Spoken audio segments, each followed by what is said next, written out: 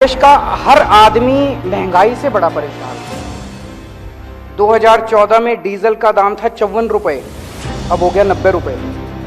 Petrol का दाम था 2014 में 60 रुपए, अब हो गया 110 रुपए। सीएनजी 37 रुपए थी, 75 रुपए पहुंच गई। एलपीजी 410 रुपए की थी, 1053 रुपए का एक सिलेंडर हो गया।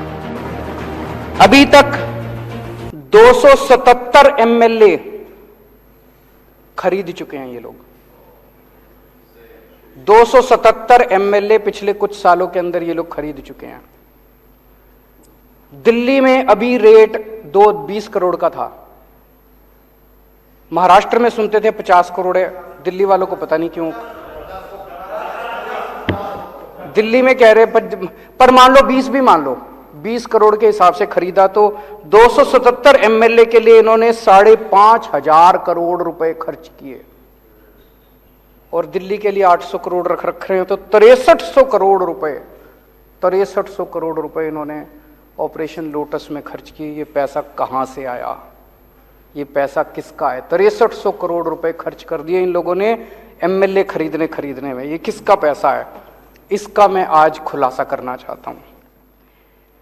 आज देश का हर आदमी महंगाई से बड़ा परेशान है। 2014 में डीजल का दाम था 54 रुपए, अब हो गया 90 रुपए। पेट्रोल का दाम था 2014 में 60 रुपए, अब हो गया 110 रुपए। सीएनजी 37 रुपए थी, 75 रुपए पहुंच गई। एलपीजी 410 रुपए की थी, 1053 रुपए का एक सिलेंडर हो गया। वनस्पति ऑयल 70 रुपए का था, 170 रुपए हो गया। और नमक 7 रुपए का था, 15 रुपए हो गया। हर चीज के दाम बढ़ गए, डबल ट्रिपल हो गए। एक आम आदमी बेचारा, तनख्वाह बढ़ी नहीं है, घर कैसे चलाए तो कैसे चलाए वो? ये जितनी जीएसटी, ये जितना महंगाई हो रही है, इतना जीएसटी लगा दिया इन लोगों ने। ये सारा पैसा कहां जा रहा है? ये सारा पैसा दो चीजों में जा रहा है। एक, अपने अरबपति दोस्तों के कर्जे माफ करते हैं, और दूसरे ये एमएलए खरीदते हैं। इन दो चीजों में जा रहा है। महाराष्ट्र की सरकार गिरानी थी तो छाछ पे जीएसटी लगा दी, दही पे जीएसटी लगा दी, शहद पे जीएसटी लगा दी, गेहूं पे जीएसटी लगा दी, चावल पे जीएसटी लगा दी। अगर अपने एक दोस्त का कर्जा माफ करना होता है, पेट्रोल के दाम बढ़ा देते हैं। दूसरे के दोस्त का कर्जा माफ करना होता है, डीजल के दाम बढ़ा देते हैं। अगर गोवा की सरकार गिरानी होती है, यहां पे जीएसटी बढ़ा देते हैं।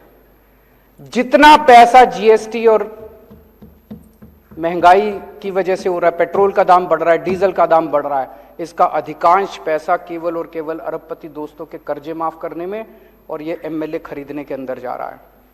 अब ये कह रहे हैं झारखंड की सरकार गिरने वाली है। देख लेना, शर्तिया तौर पे मैं कह रहा हूं, अगले 10 दिन के अंदर कहीं ना कहीं जीएसटी या पेट्रोल या डीजल के दाम ना बढ़ जाए तो बढ़ेंगे, और वो सारा पैसा जो है वो एमएलए खरीदने के लिए जाएगा इनका झारखंड।